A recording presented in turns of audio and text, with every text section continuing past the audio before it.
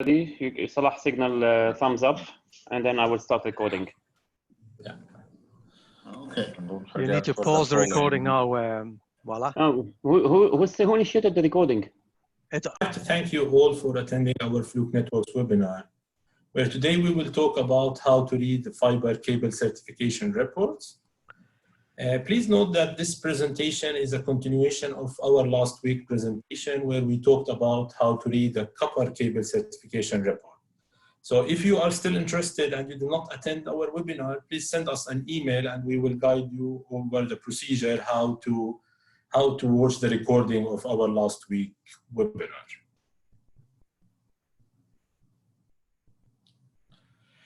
So today's presentation, it will take around 45 minutes. It will be followed by a Q&A session. So if you have any question during the presentation or the webinar, please type it on the Q&A tab, and we will do our best to answer it on the end of the webinar. Because of the increased number, because of the huge number of attendees, we might not be able to answer all your questions today, but we will make sure that we will come back to you with an answer to your question. So in today's presentation, we will try to answer one important question that many of our system integrators or consultants are asking us. They're asking us that we are doing a fantastic job of installation of fiber. We are doing a great termination. We are doing a great splicing of our fiber. And on the end, we do a test. We do a fiber test, either tier 1 OLTS or OTDR. We pass the test result to the consultant or to the end user, or even sometimes to the cable manufacturer asking for a lifetime warranty. And in some cases, our test reports are rejected. So let's try to understand what are the most common reasons that we receive as a Fluke Networks about reasons why these test reports failed, why these test reports were rejected, even if it's showing pass. So we try to avoid it in the future and try to increase our knowledge in this subject. So we will cover it in two portions. We will talk first about OLTS, and then we will talk about OTDR. And on the end of the presentation, we will have some real example of an OTDR measurement where a system integrator did something in the correct way, while he did other things in the wrong way. So we will try to understand what did he do, and then that will be a learning for us to avoid it, to avoid the mistakes in the future, and to do the correct things, to keep doing the correct things in our future tests. So before I start, we will pause for 2 minutes to have a poll question. A poll question, it will be, Werner, if you can raise the poll question.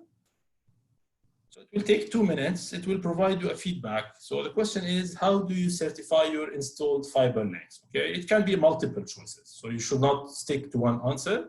Using an OTDR tester, using OLTS, what we mean optical loss test systems, through length measurement, using only a power meter, by testing the throughput speed of a fiber through an application on my laptop, or none of the above. So we'll wait for 2 minutes and we'll see the answers.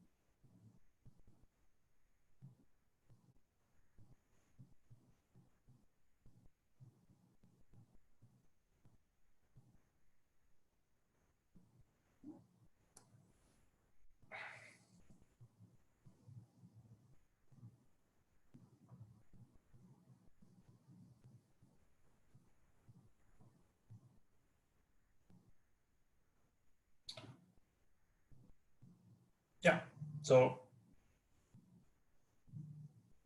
yeah, still we can see some people answering. Yeah, so.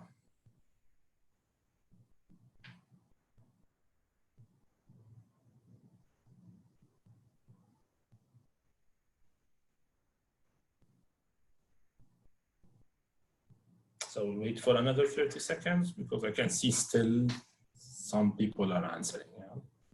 So try to be a little bit fast because I will have to stop it after 30 seconds.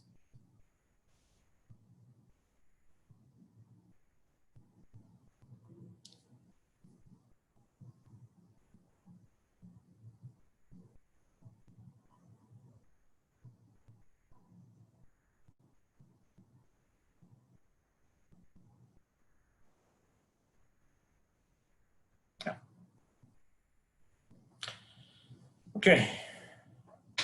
So let's see what the standards tell us how we can certify. I saw some wrong answers, but I am happy, I'm glad that most of you answered the correct answer, but let's see, and we will explain it through the slide. So on the end of the presentation, if you still doubt about the way that you are doing certification, please come back to us and we will have like more details or more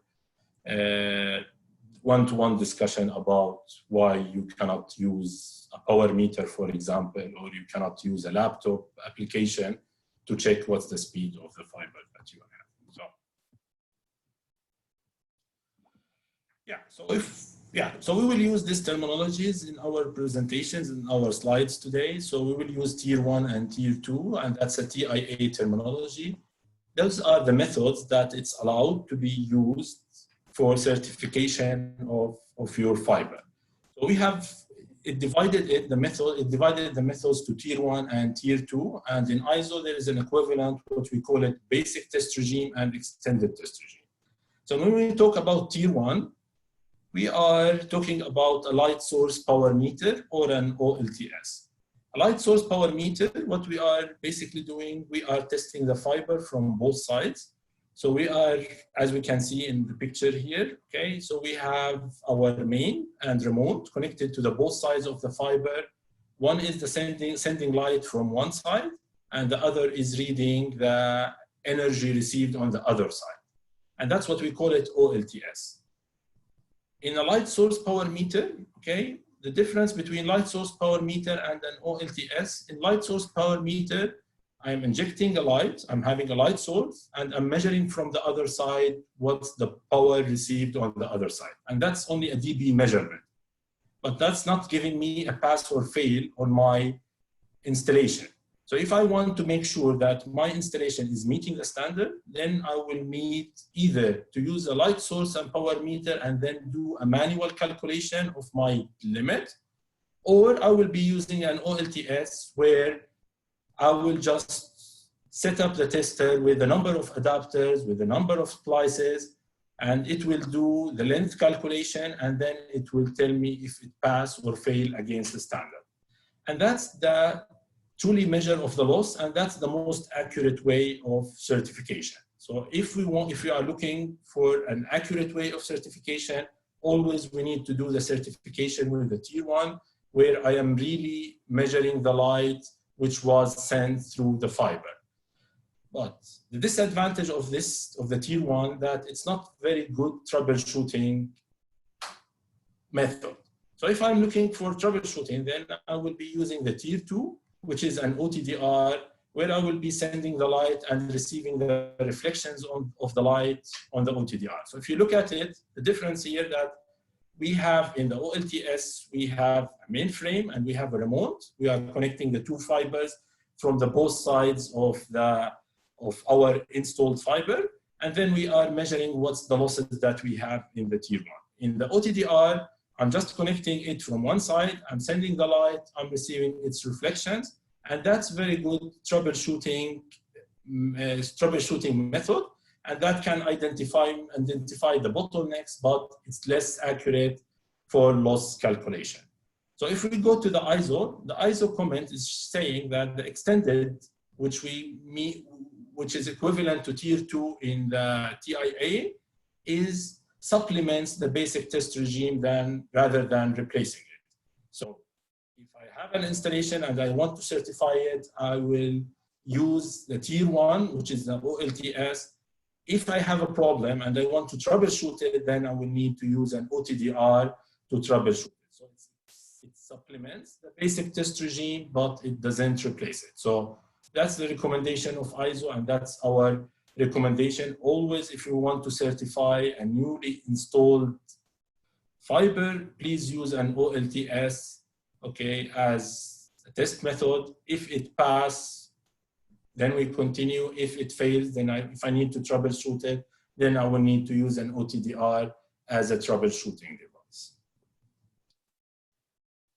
Okay, so let's talk about OLTS. Okay, the first portion of our presentation, we will talk about OLTS, the test result. Okay, system integrator receive this results, that this result, okay, it's showing a pass result. As you can see here, yes, it passed. Which test limit it was tested for? Okay, it was tested to TIA length-based limit for multimode fiber, which is TIA 568.3D multimode. Is that enough? That's the mistake that many of a system integrators are doing in their daily job. So they are testing. If it passed, what's the limit that we tested against? If we have these two criteria, we think that we did the test in a correct way, and we hand over the test results to the consultant and end user or cable manufacturers. And in many cases, if we are just looking at these two parameters, we will receive a rejection from these, from the consultants or from the cable manufacturers, because they cannot give you the warranty or they cannot give you the acceptance of the test just based on these two parameters. So let's go a little bit in more details and understand what are other parameters that we should look at in our test reports. We should read it, we should understand it before handing it over to the consultants, and for the consultants, before accepting it, we should understand and we should force on these steps. So if we go to this checklist, okay, whoever attended our copper webinar, which was last week, okay, we highlighted on the importance to have the test results in the original flux format, which is FLW.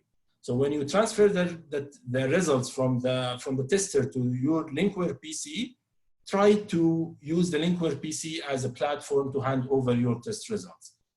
You can save it as an original flux format, which is FLW. Try not to convert it into PDF. If you are a consultant, please don't accept the result in a PDF format, because as you are aware, the PDF format can be modified. There are a lot of softwares that can modify any PDF report and have wrong results. Then the other part, the important part, is the pass and fail. Everyone should look at it. If we have the green tick, then it means it passed. If we have the red X, then it's failed. The other important part that we can see here is the test limit. Okay, to which test limit I did the test? Was it to TIA? Was it to ISO? Was it an application limit, or was it a custom limit? So all of that we will come and we will talk about it in more details in the coming slides. What fiber characteristics were used? What's the model bandwidth? What's the backscatter coefficient? All of these details, we should look at it. Was it correct cable type entered in the tester itself? The most important to look also, as what we did in a copper, is the calibration date. So the calibration date, we need to make sure that our tester who performed the test, on the date of the test, it was within the 12 months period. So if we calibrated the tester before 10 months, 9 months, and we do the test today, then our test report should give you an accurate measurement. So that's something very important, to make sure that our units are calibrated in an authorized service centers every 12 months. We should make sure also that the firmware is to the latest, it's the latest update, and we showed it in our last webinar, how to check what's the latest firmware. That you can go to Flux Networks website, you can see what's the latest firmware. Then the cable type, is it multi-mode, is it single mode, is it OM3, is it OM4? It's very important in fiber to specify what's the cable type that we are doing the test for. And then we will talk about, and we will go into more details, what's the supported application that this test report passed at. So let's have some details. How it's working. How is the OLTS working? How the fiber loss is measured. As you are aware, these are our OLTS testers. When we are supplying these OLTS testers, we are supplying it with a test reference code. Okay? It can be a multi-mode, it can be single mode. Usually it comes as a package. So when we are supplying an OLTS, it comes with these test reference codes. And these test reference codes, it's a must to be used when I want to do an OLTS measurement. But we should be aware that these test reference codes, it has some losses that we need to be aware of. And these losses are not fixed. So we cannot ship these test reference codes and tell you that this value of test reference codes, the losses in this test reference codes are, for example, 0.1 dB or 0.15 dB. We cannot say that because this is something which is changing every day. It depends on the cleanness. It depends on the use of these test reference codes. So the values should be within certain limit, but it's changing every day. So we cannot ship it and tell you that these are the values of the test reference codes. So we need first, as a standard, is to know what are the losses that we have on our supplied Fluke Networks test reference codes. And this needs to be done in a direct connection, and that's what we call it one jumper method. So I will connect the test reference codes from the input, from the output to the input on the other side of the tester. The same for the other test reference code. So it should be directly connected. I should not use any connectors. That's what we call it, a one jumper method. So as a sense, okay, the tester is sending a light from one side. It can be from the main or from the remote. It doesn't make any difference. It will send the light through our test reference codes, and then it will go through the application, the fiber installed in the field, and then it will go through a test reference code on the other side. And that's what we are measuring. So the tester is measuring the losses that you have on the test reference code plus on the optical loss measured in the field, the fiber which is installed in the field. But as an end user or as a consultant, or you are worried about the losses that you have in your application. You don't care about the losses that you have in our Fluke Networks test reference codes. That should not be part of your calculation. But the tester itself, it's measuring the total losses that we have from the output to the input on the other side of the tester. So how we can eliminate the test reference code losses, how we can calculate it. Basically, all what we need to do is first, we need to set a reference. We need to know what are the losses on these test reference codes. And then we have the measurement of the total loss that we have. If we subtract it, we will get the application or the installed fiber losses that you have really in the field. And that's what you are looking for, and that's what the device is doing. So let's, if you did not understand it from this first slide, it will be very well explained in the next example. So let's assume that we want to measure the weight of a dog. Yeah, we have a dog at home because of this canteen that we have is gaining some weight. So we need to know what's the weight of that dog. Let's see how we can measure the weight of the dog. First, we need to get the dog. We need to call him, and that's easy. I think all the dogs will follow their owner. Okay, he can't come, yeah? But second, you need to convince him to get up on the scale. And that will be a challenge, yeah? You cannot convince a dog to stand up on the scale. And the third, you will give up. There is no way that you can convince the dog to stand up on the scale, yeah? Can you think about a way that we can measure the dog in an efficient way and in a better way? Yeah. The best way is first to set a reference, and then weight the dog with the reference and then subtract the reference. So basically, we can carry the dog, stand on the, first we need to know what's our weight, That's the reference. Then we carry the dog. That's the total measurement.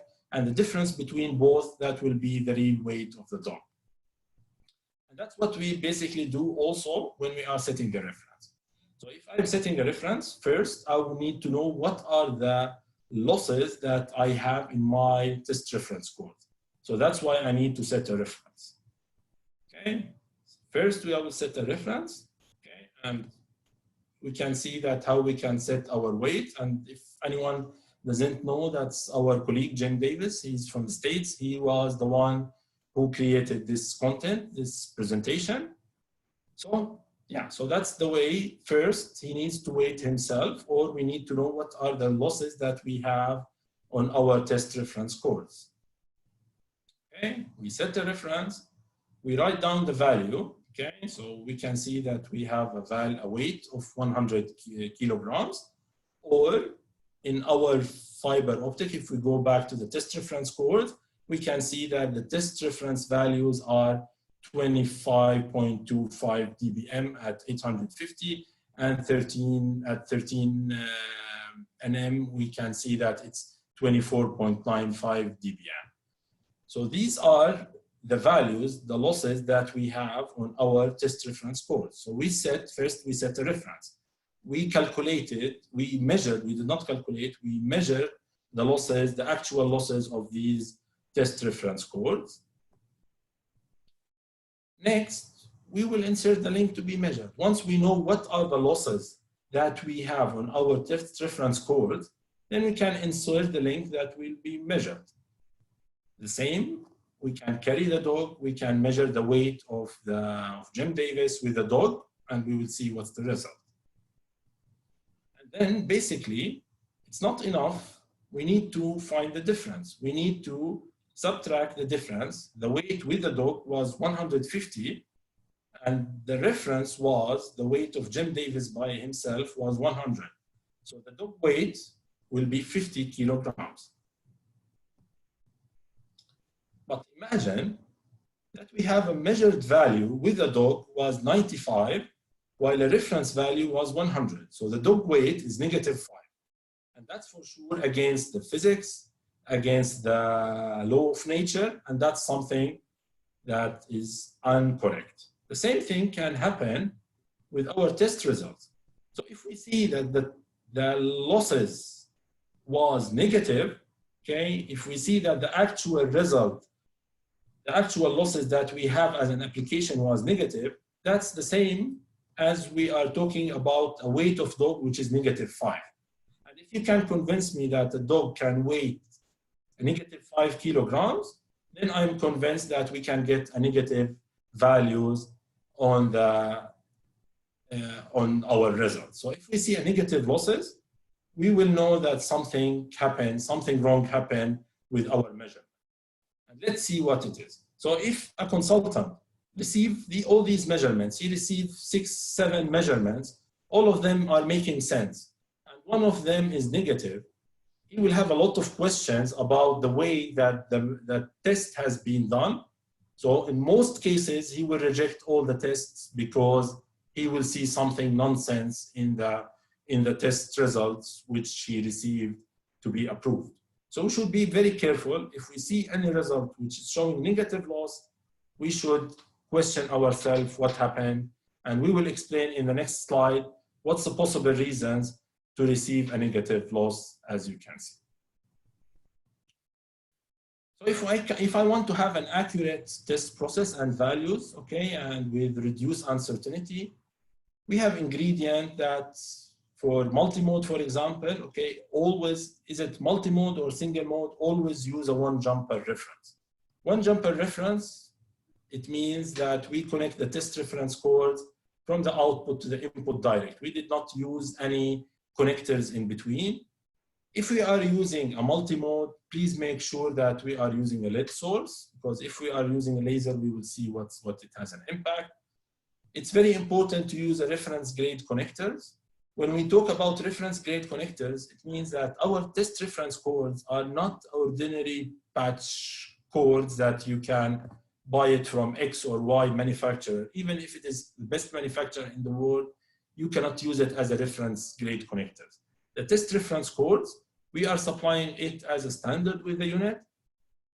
And please always use our test reference codes because it's designed for testing. It has some criteria that we will talk about, that it's not making it a normal test reference. It's not a normal patch code that you can buy from the market.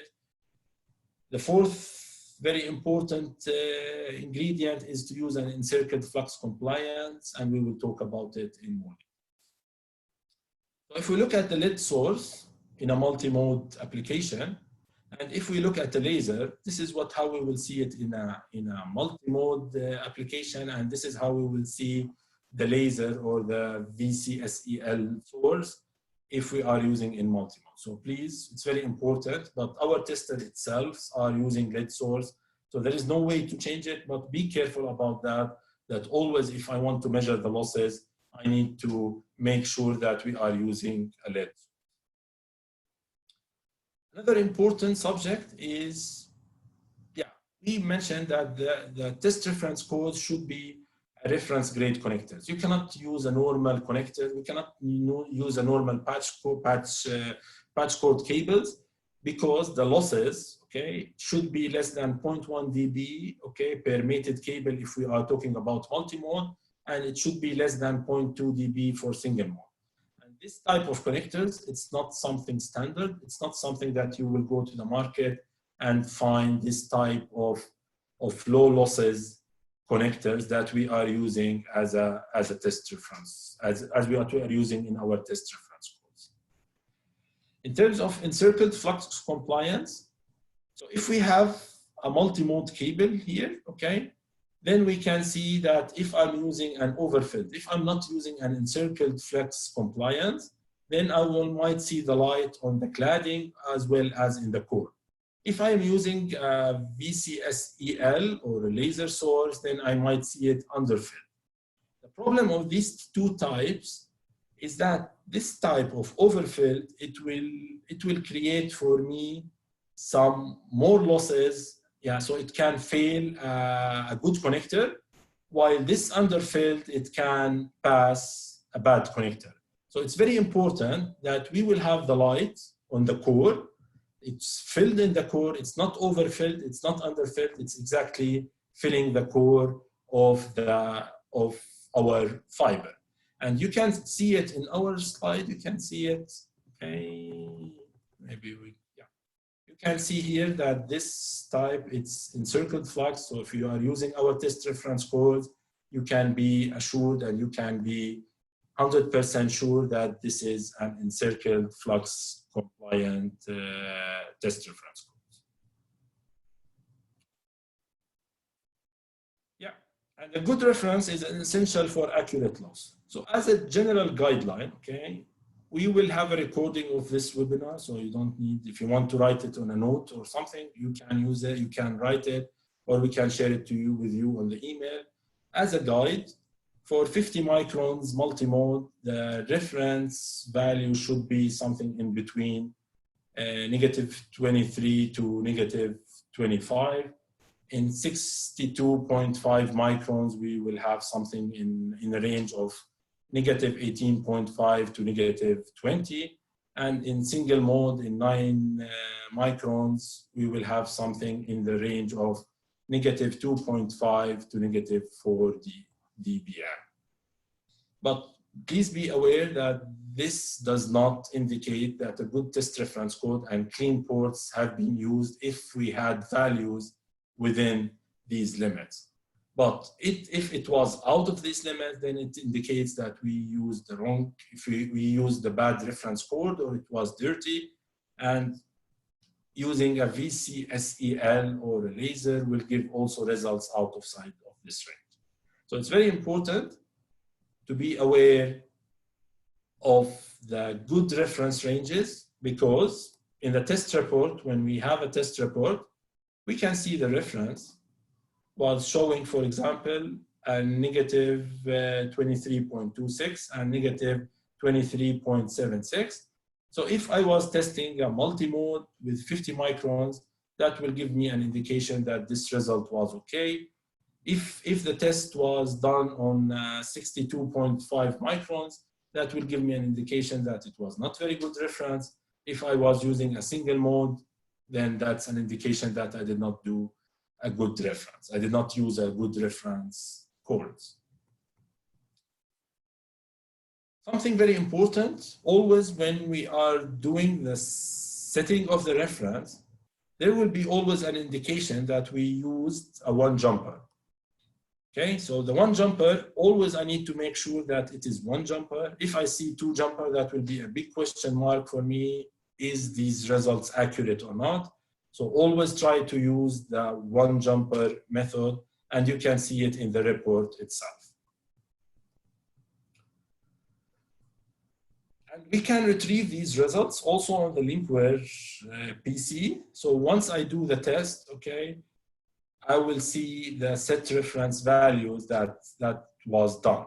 And always, if I'm a consultant, please make sure to ask for that. That will give you an indication if the test was correct. That will avoid mainly the negative losses results that it's number one complaint that we are receiving as a TRC, and we have our colleague from TRC that will be able to talk about it if you have any questions about that. So if we look at Linkware PC, okay, in general guideline for multimode, we want the loss value to be less than 0.15 dB, and for single mode, it should be less than 0.25 dBs. Let's review these results. Okay, we can see different test reference value results.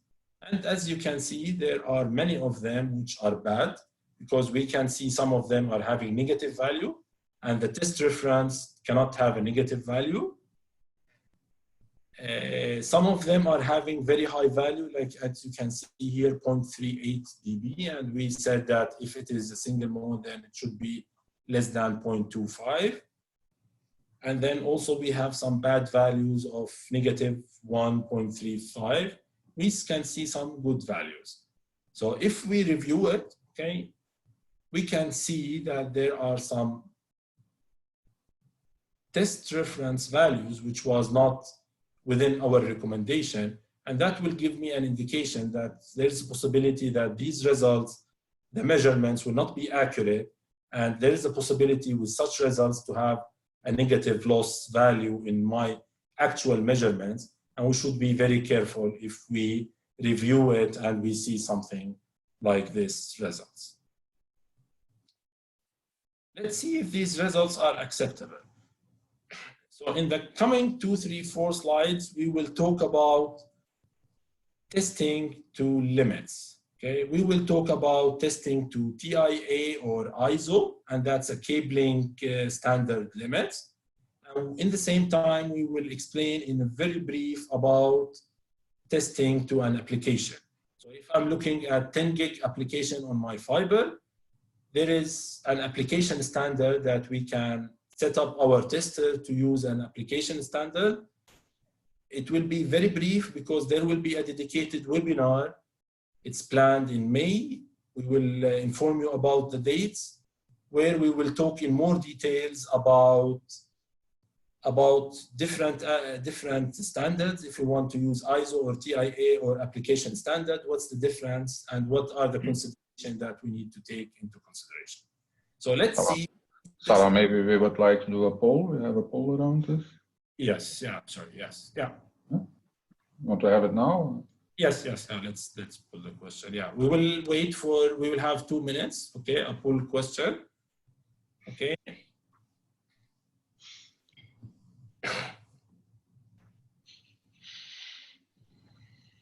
So we have large group of attendees, so yeah, so we'll give it like 2 minutes to answer these questions, and then we will stop it.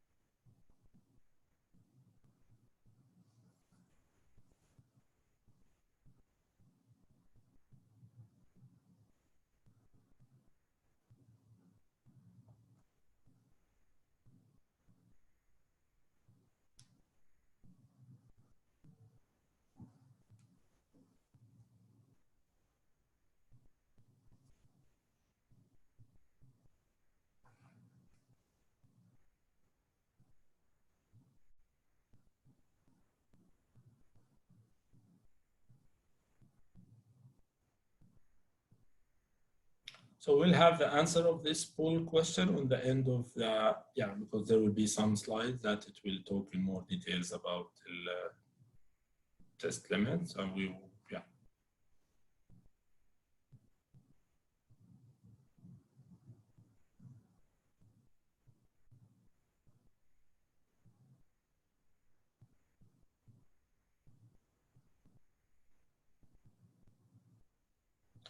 Okay.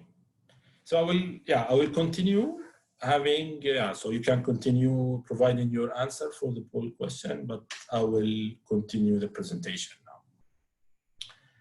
Yeah, so we will see if these test limits were accepted to the standard or not. So let's have, how we can know. Let's go through the next slide and we will see how we can test it against limits.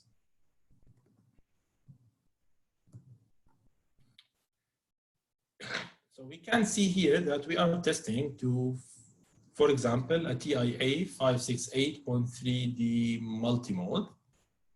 Okay. So let's see if it was acceptable or not. So you can see the screen here.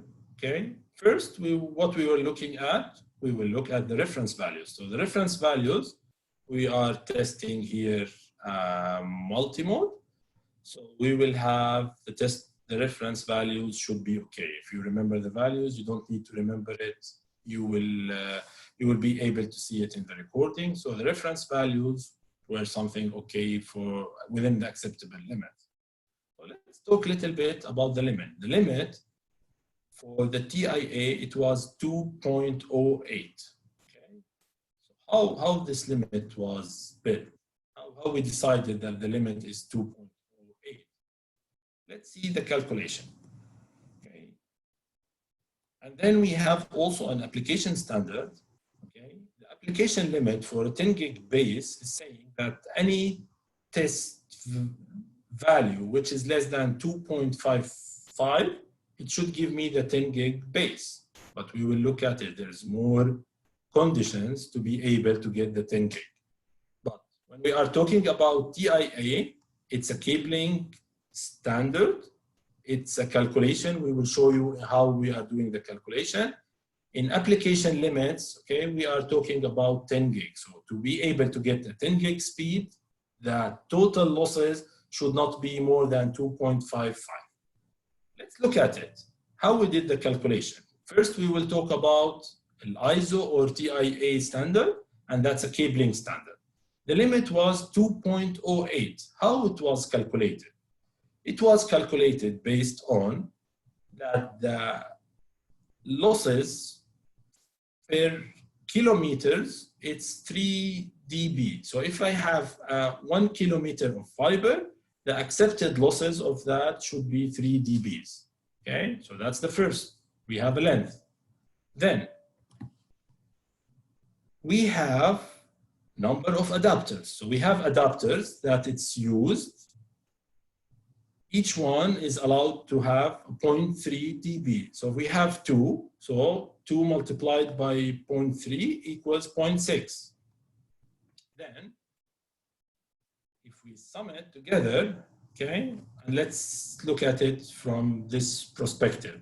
So we have our connectors should be 0.3 dBs. Okay, so we have 2 of them. And then the application or the installed fiber had 2 connectors.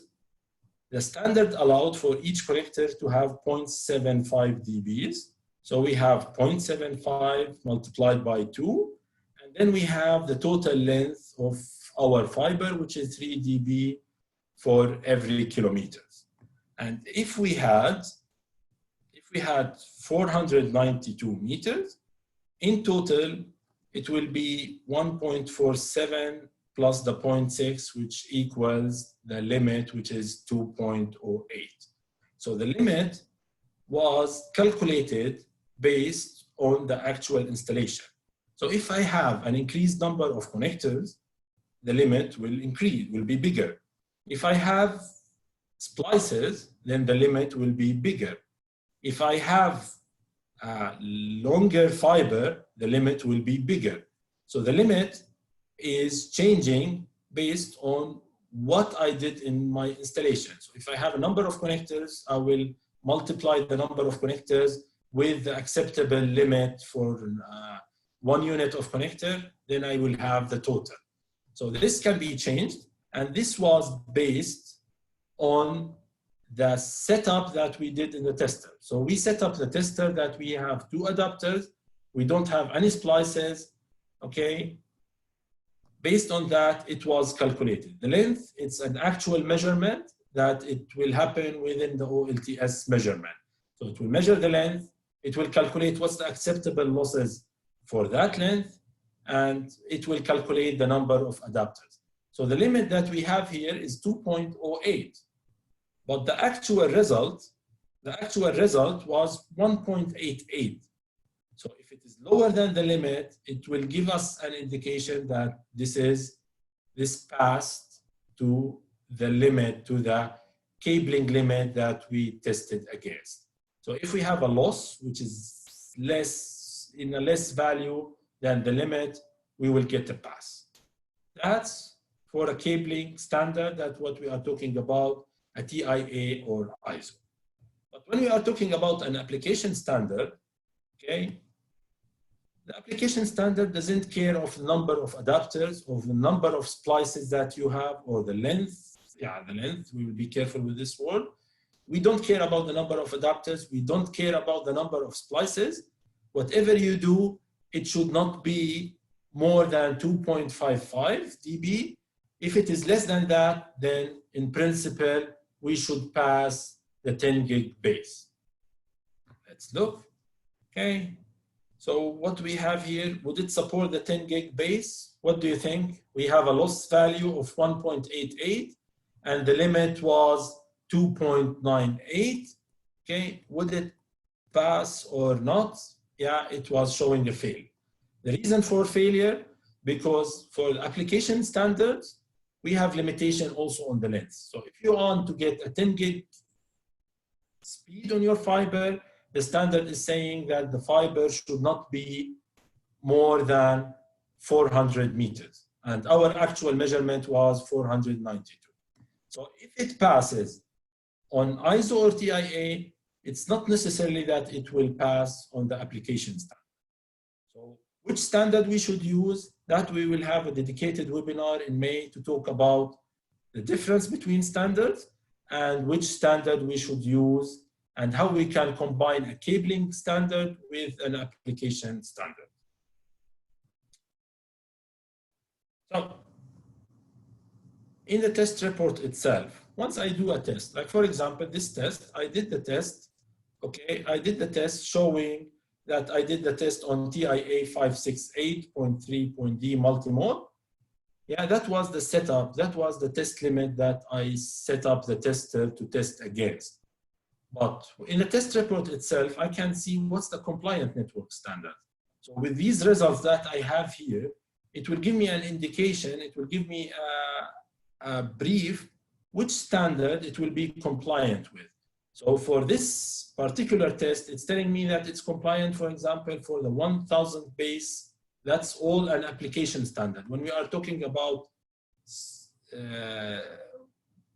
application speed, then we are talking about application standard. It will pass the 1000 base LX, it will pass the 1000 base SX, it will pass the 100 base FX, and all these standard limits. So once I do the test, even if I did not set up the tester to test against the 1000 base SX, I will be able to see it in the compliant network standards. So that was for an OLTS. Let's talk a little bit about the tier 2, or what we call it tier 1 plus OTDR. So always, as we started our presentation, we always recommend to do a certification using a tier 1, which is OLTS. But if I want to troubleshoot, if I want to do an OTDR measurement, then that's what we call it a tier 2 testing. Let's review this OTDR trace. Can anyone read it? I'm sure that many of you are expert in reading that, but let's review and let's understand what does this OTDR trace mean.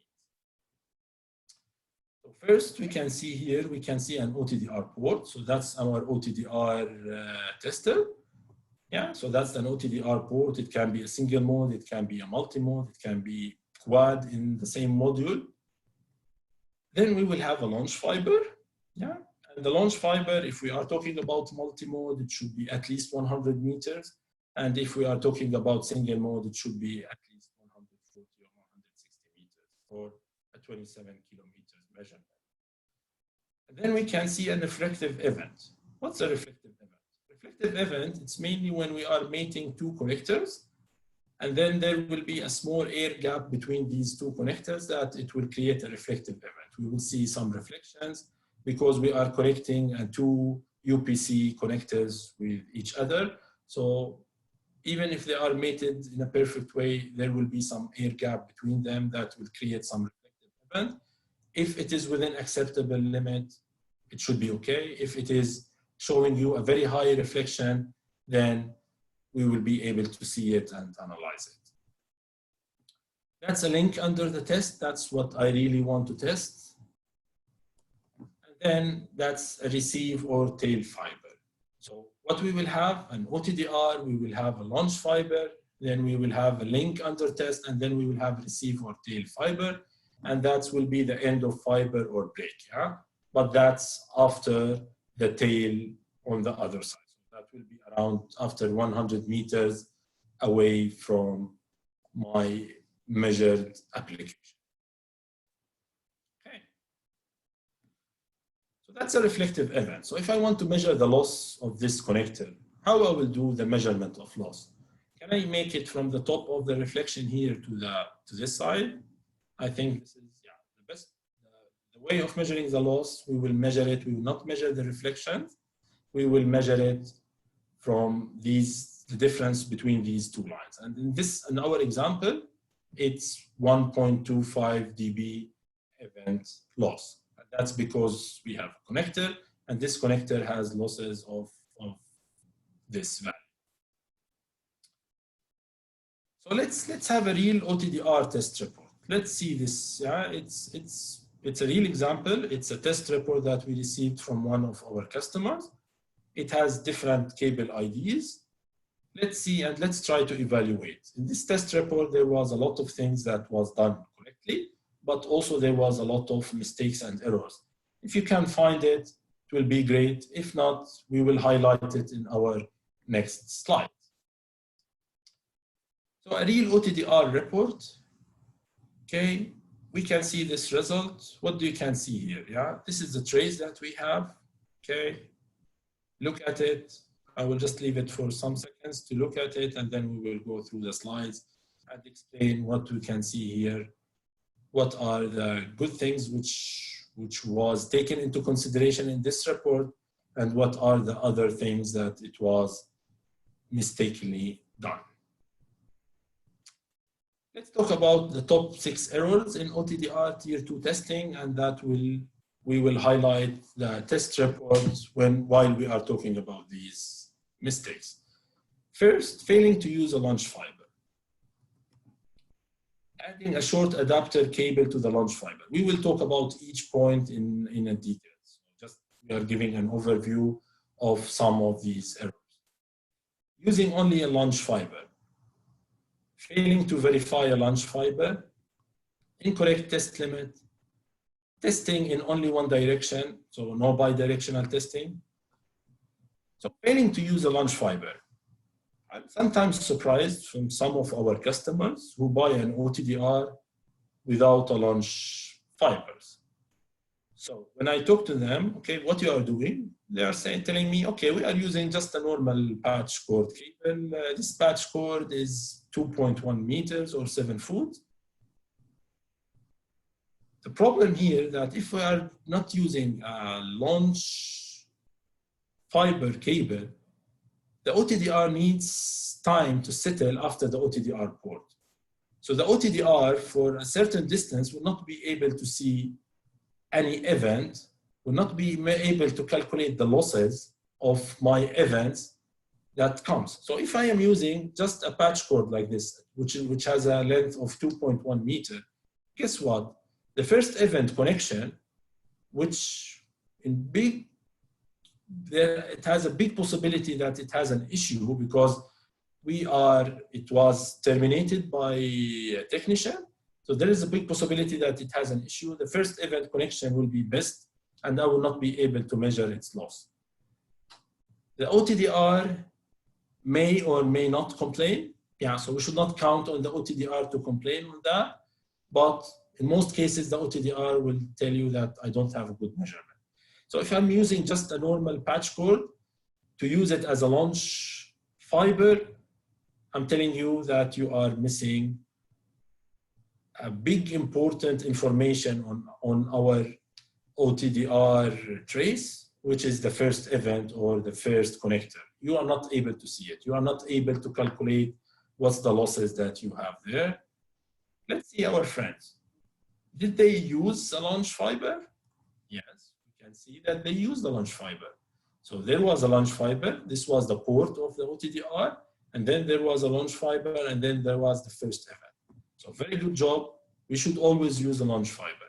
If I'm not sure how to read it on a trace like that, I will be able to see it also that I used the launch fiber. So we can see it that we used launch only here, okay? So that's something that if I'm not able to read the trace, I will be able to see it in English written in my test report. So if I use the launch, it's very good. It's very important to use it because it takes time for an OTDR to settle before it can really take a good measurement of my application. Yeah, if we zoom it in, then we will be able to see that, yeah, this was our OTDR port, this was the launch cable which is used. This is the reflection, it's normal reflection that we are getting when we are mating the launch fibers with our application. Yeah, I'm sure that many of you had this case before. Yeah, I'm talking sometimes to some of our customers who are buying just one set of launch fiber. So they have, for example, SC launch fibers.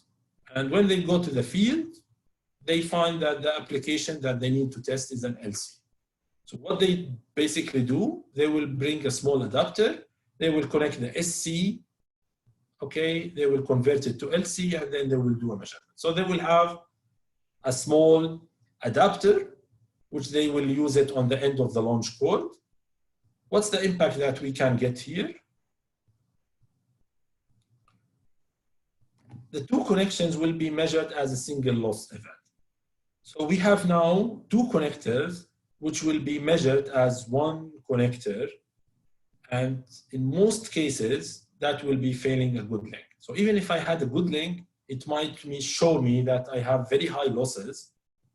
It might show me, as you can see here, that I have very high losses on my launch side. And that's the reason because I use just an adapter. So please don't do that because the OTDR, you will be able to see it only in the graph like this, but it will not be able to identify because it's very short distance and that will be within the dead zone limit of the OTDR. So please use the right launch cables that it will suit your application. So for this example, if you have an LC, please use an SC LC launch cable that it will be directly able to communicate, to mate, with your existing application. What about using only a launch fiber? So if you use only a launch fiber, okay, and as we said, for multi-mode, it should be at least 100 meter, 160 meter for a single mode for applications up to 27 kilometers. If I'm doing that, if I'm not using a tail, if I'm just using the launch, what I will have here? I will have what our friend has.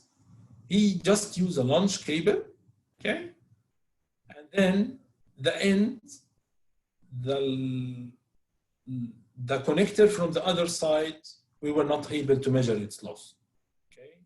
You will see that, okay, we measured the loss of this connector, and then on the other side, we were not able to measure it because it was disconnected. It was just disconnected from our tail. So what we can see here, okay, this is our friend. He just connected the launch fiber. He did not connect the tail, and that's why we can see a result like that. Another reason why I need to use a tail also, not only to measure what's the losses of the far end connector, the other reason is to make sure that my launch connectors are working fine, are okay. Our technical support are receiving many questions, and most of the time the answer is that the launch cables that you are using, they will wear with time, okay? So it will show very high losses on the connector side. So the only way to verify it before I start measuring or testing my application is to connect it to my tail. Because if I connect it to my tail, I will be able to see what are the losses that I have or the reflections that I have on my connectors. Is it within acceptable limits or not? So if I use a launch and tail, I will be able to see that. Otherwise, if I'm not doing that, then I'm not able to verify the connector from the other side if it is working fine or not. Another important thing, when I have an OTDR measurement, I need to make sure that the output port, the quality of the connection from the OTDR itself, it should be on this level. It should be always green. It should be always good. Because if I don't do that, then we'll have similar case to this. If I have very dirty window, I will not be able to see what's really happening outside of the window. So it's crucial, it's very critical to make sure that I don't see this connection port to the red. That means that my port is dirty, it has problem, it has scratches. So first we will make sure to clean it. If it is clean, if it is if it went back to good condition, that should be fine. If not, then we should contact Fluke Networks technical support to guide us how we can service our unit. Because with a kind of OTDR where we are not able to see anything, we cannot do a good measurement. We cannot do an accurate measurement. Another thing that it's very important, and I saw it in the poll question, so I wanted the poll question to be on this slide, but but we took it a little bit earlier. So if I'm doing an OTDR measurement, okay, it's very important to have a limit on the reflectance, because the reflectance will have a great impact on my measurement of OTDR. So let's look at this example, okay, where I set up a limit, okay, a general fiber testing limit, where I'm not having a limit. I'm just measuring the reflectance, but I'm not having a limit on the reflectance. And as we can know, if the reflectance value is not okay, it can give me an optimistic or negative loss readings on the loss. So the loss we will not have an accurate measurement, and it will have for sure errors when the application runs, because we have high reflection. So if I did not set up the tester, if I set up the tester with no reflectance limit, then this will pass, because the losses are not accurate. It was very optimistic because of the high reflectance value. Beside that, it's very important to agree on the reflectance limit. So what limit which limit is okay?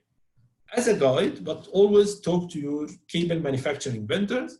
We have a general guideline that it's negative 35 dBs for multi-mode, negative 40 dBs for single mode, and negative 55 dBs for APC single. And the bigger the number, okay, it's higher in reflectance, and it's not okay. So if you look at it here, okay, the reflectance value is negative 15 if it was negative 50, or if it was negative 40, because the limit here was negative 35 dB. If it was negative 40, it would pass.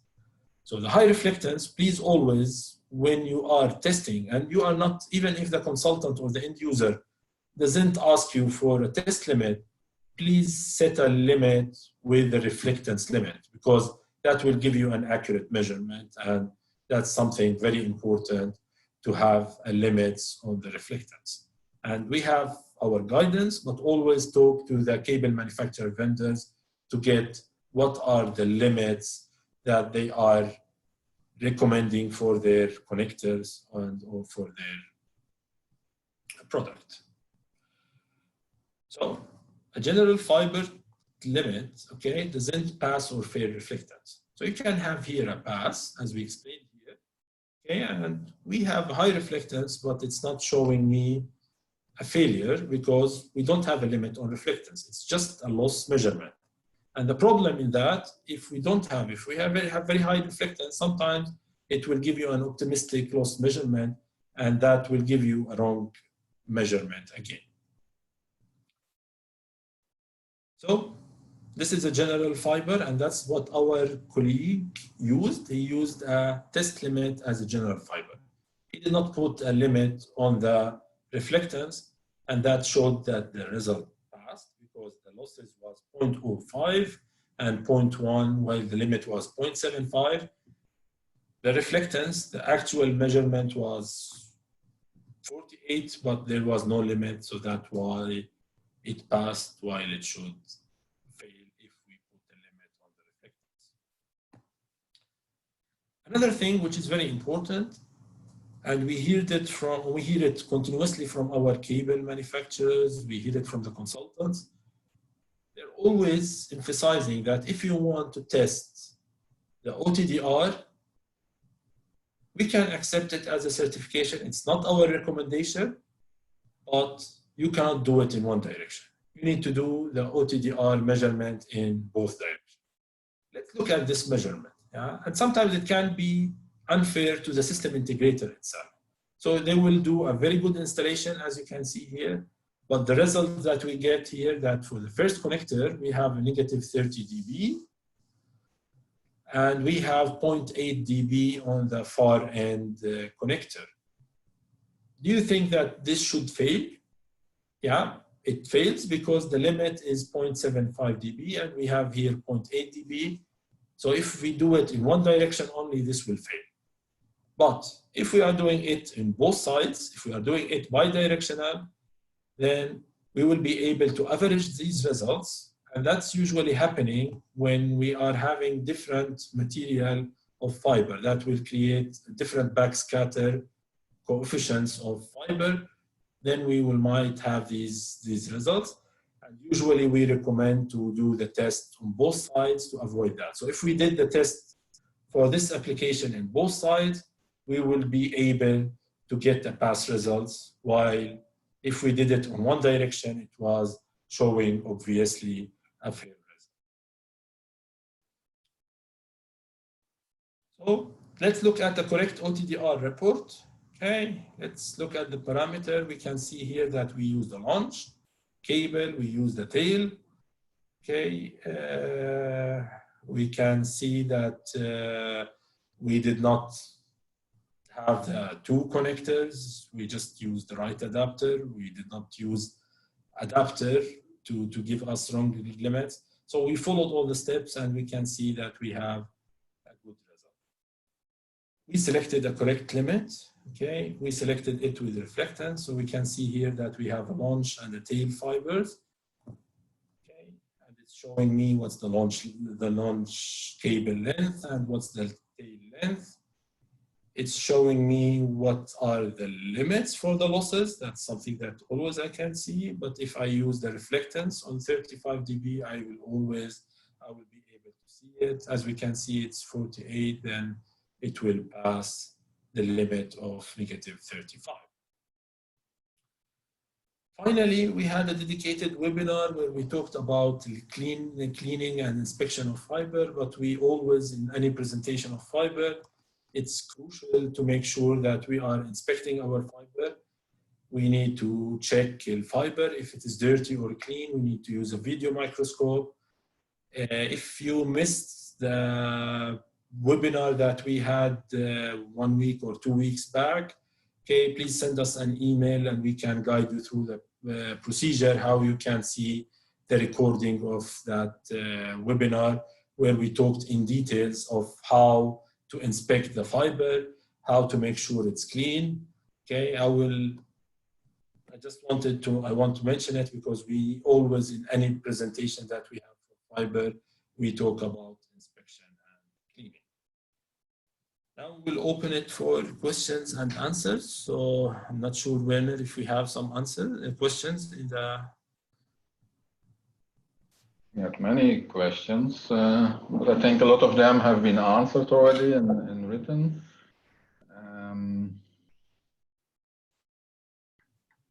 Just general, there was a question about, there is a use of DB and DBM. We did answer it already, but maybe a little explanation why it's set in one place DB and in the other place DBM. What's the difference? Yeah. Maybe So if we are talking, if we are talking about, I'll just look at the best slide to answer that. But,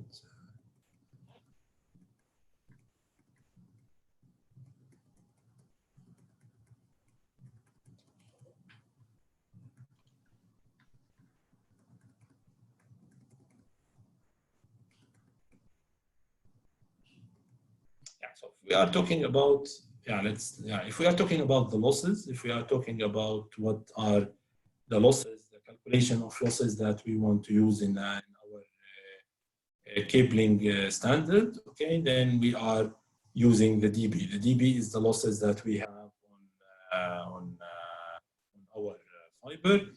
Then if we are talking about different parameter, if we are talking about if we are talking about the reference value, then we are using DBM. Do you have anything to add, Werner, here also? Maybe Anton can add. Yes, sure. Thanks for having me. Well, DBM, as one of the customers mentioned here, is related to the power of 1 milliwatt, while dB is a relative scale related to decades, so-called decades. So it's it's an equation, of course, from mathematics, but I think significant is that remember that DBM is related, so it's based on 1 milliwatt. So this is why you have so small figures, like you can see there, -23 dBm, because it's smaller than 1 milliwatt. This comes from mathematics behind that. There's a function, and if the function is less than 1, from mathematics, from the school, then all the values in dBm, they go into negative. And they are smaller and smaller. Thanks, Anton. So any other questions? While maybe a specific. There are some questions that they are talking about the length of the launch cables. How to identify the length of the launch cables? So that's a very good question. So so we have in our we are supplying. So what's our recommendation is always to use for multi-mode, at least 100 meters of launch fibers, and that's what our standard. So if we look at that's our launch fibers, which can be supplied with OTDR tester. So if it is multi-mode, then it will be blue, and then it should be at least 100 meters. If we are talking about multi-mode, it should be 160 meters if we are working with single modes, up to 27 kilometers. And when we have a recommendation, if we are using longer distances, if we want to test, for example, using our high dynamic range OTDRs, if we want to test 200 kilometers applications, then we will have longer longer launch cables. And that's really related to the dead zone, to the time required for the light from the port of the OTDR to settle before we measure the application. So we want to make sure the first measurement, the first connector that we have, that we are able to measure it. Yeah? So if you have any questions related to that, if you have certain applications that you are not sure what's the length of launch fibers that you need to use for that application, please email us and it will be like a case-by-case study, but we need, bottom line, we need to make sure that the first connector will be able to be seen with our OTDR. Correct, yes. Yeah. There was another question related to the how to distinguish the OTDR and power meter tests. So I think how to distinguish an OTDR and a power meter test. If we have a test in front of us, how do I know if it is an OTDR or a power meter? Yeah, so let's go to one of the, let's go to one of them, okay? So if we look at it, okay, yeah, that's a bad example. Yeah, it's okay. So we have the tester, it's showing me that the module is an OTDR. So if it was an OFP, then I know that's an OFP. Another way is that from the trace itself. This trace, I will not be able to see it using the OLTS. If we're talking about OLTS, I will not be able to see a trace. I will be able to see, let's look at one example of a loss length measurement. I will be able to see what's the losses, what's the actual measurement, and what's the limit, yeah? So that's what we are measuring in an OLTS. In OTDR, we're seeing a trace. And beside that, for sure, we will be able to know from the model itself. So here it's showing that we are using Certifiber Pro, the CFP-MM, that's the model that we are using for OLTS. So there are two ways, either from the measurement itself. In OLTS measurement, we are measuring the dB loss that we have, or in the OTDR, we are seeing a trace, and then we are measuring the losses of each component that we have. So that's why it's good for troubleshooting. Yeah. Yeah, someone asked, do you only need one device for an OTDR test? Maybe more technical again. Yeah, so one OTDR. So yeah, as explained, maybe we can see it in this slide. Yeah.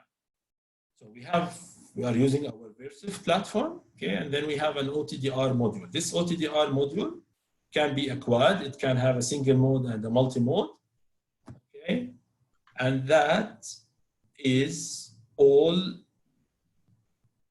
not high dynamic range OTDR. So if I need a high dynamic range OTDR, if I want to test outside of enterprise, if I want to test it outside in an environment where I need to test an FTTH, then we have a different module that it can be connected here that's only single mode, and that's a high dynamic range. But for the normal enterprise applications, okay, we have one module which can have either single mode alone, multi-mode, or single mode and multi-mode, that what we call it quad. Any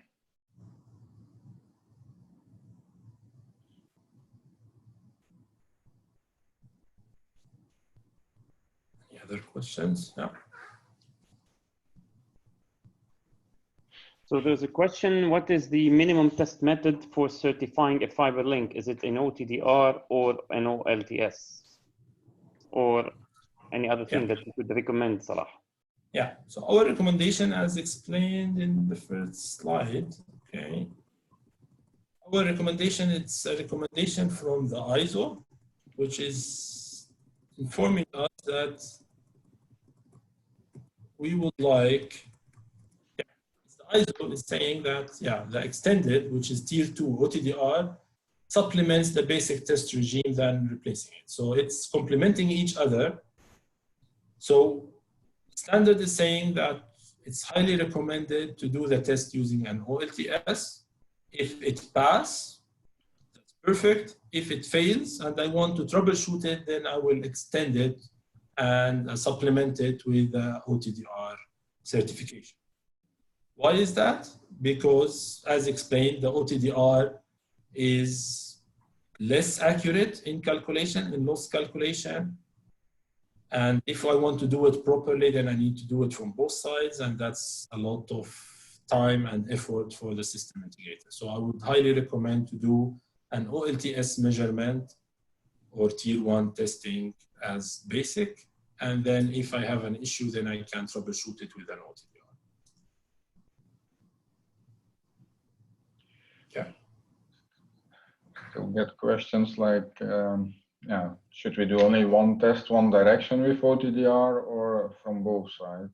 Yeah, so that's something that, yeah, it's explained in this slide. It's very important to do it in bidirectional, okay, for different reasons. So if you want to use it as a certification, if you want to use an OTDR as a certification, and you want to have the cable manufacturer warranty, they will not give it to you unless you do it in both directions. Other thing which is important, that it can fail a good measurement for you. Yeah. So for example, let's see this one. Yeah.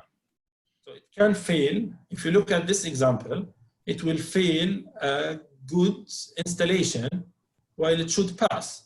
The reason for that we use the different backscatter, different characteristics of fibers together. So it might end up in a result like this. So always we need to do a bidirectional test. We start with this side. Once we finish, we can do it on the other side. As a Fluke Networks, we have some methods of doing smart loop where we can combine 2 fibers, and that will be another dedicated webinar where we will talk in more details about how to do a smart loop, where I can do the OTDR measurement from one side, but that would still be a bidirectional measurement.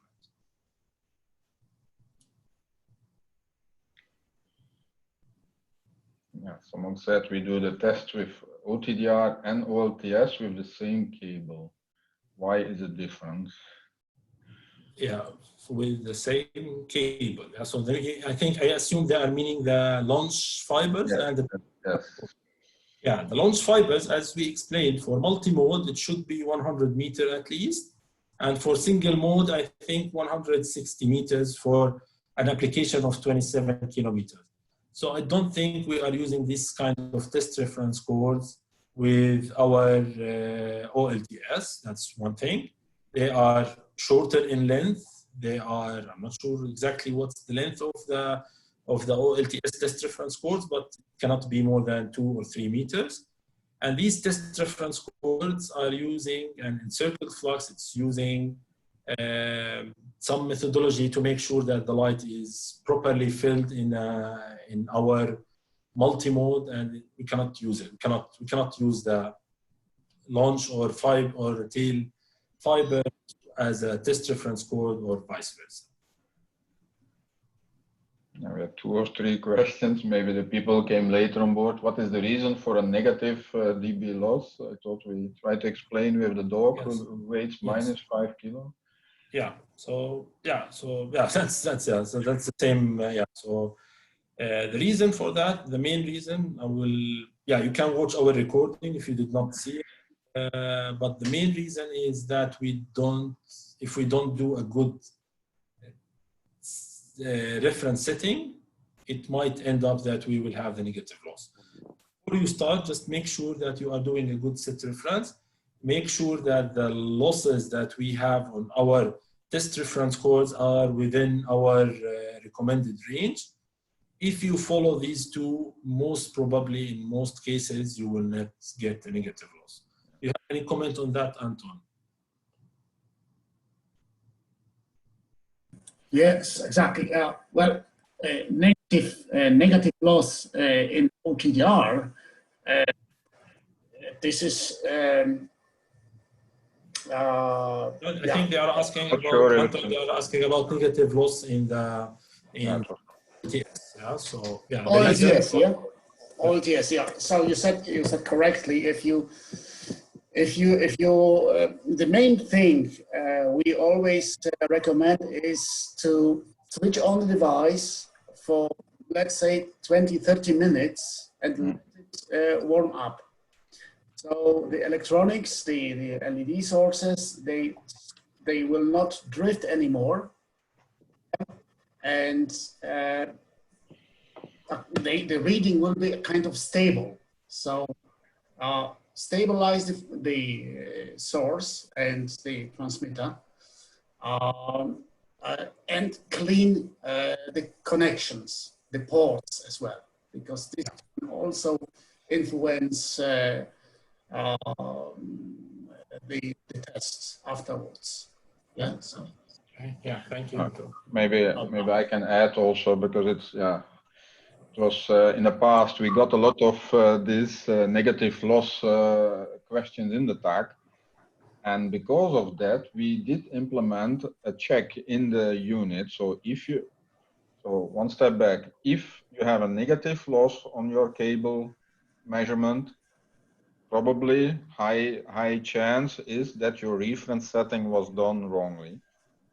We found that back, so we got many of these questions. So what we did is implemented this reference test reference cord measurement, and we put a check in during the measurement. So if it's outside of a range, we will give a warning. There is no one else, no other competitor who is doing that. So another brand, for example, they also ask, do a set reference. You do the set reference, and you start measuring, but you could get negative dB losses. So that's why we have implemented a warning system that if it's out of range, you need to double check your reference cord. It could be dirty, there could be a fault in it. It must be high quality test reference cord. That's why we recommend use the Fluke Networks reference cord. They are from a very high quality. But it is very important that we did implement this based on feedback from the past, and we still see now a lot of questions. Yeah, what if it's negative? That means probably high chance that your reference setting was wrong because of wrong test reference cord, not quality good enough, or not clean, whatever. It's very important, and no one else is doing that in their tester to check that. Yeah. There was a question, does the fiber cable length change if I change my launch cables, if I'm looking at OTDR? Yeah, so the OTDR itself, if we look at the trace,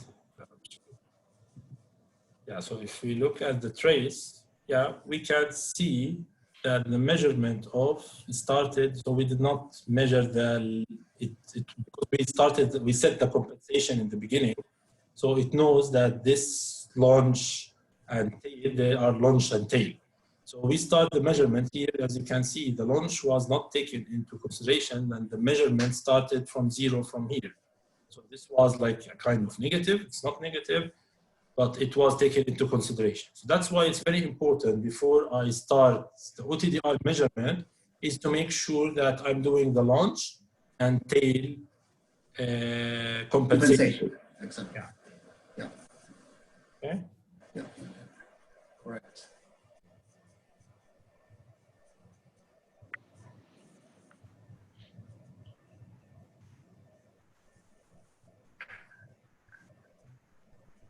Other questions, or we can answer it in. What do you think? Many questions. I think we still have to come back later. We're also running already far over time. Yeah. So not to keep everyone waiting. So what we will do, we will review the questions and we will try to answer it. If you have any questions even after the webinar, just feel free to send it to us on emails. We will try to answer it. Yeah, actually the number of attendees are very high, so that's why we are receiving a big number of questions. So it's making it very challenging to answer all the questions now. Otherwise, yeah, we have time. We can stay here for 2 hours to answer all questions, but I don't think it's practical. Yeah, so I would like to thank you all for attending this webinar. I hope it was beneficial for you. We will continue doing this series of webinars. We will communicate with you the dates of our next webinars. It will be having different topics. If you are interested in any topic, please feel free to email any of us, me, Werner, or Anton. we'll be more than glad to work it out with you. Thank you very much for attending. Yeah, we are actually surprised with the big number of attendees, and that's something that we will continue doing even after COVID-19. I hope it will pass very fast, and we will continue having our seminars, webinars, and continue be in touch with you, answering all your queries and trying to help in identifying what are the issues that we are facing or the other system integrators are facing in the field. So thank you very much for attending. We will close it now. If you are interested to watch the recording, you will receive an email where you can watch the recording of this webinar in future. If you have any question, please feel free to send it to us. Thank you very much all, and please stay safe, and hopefully we can see you in our next Fluke Networks webinar. Thank you. Thanks. Thanks, Earl. Thank you. Thank you.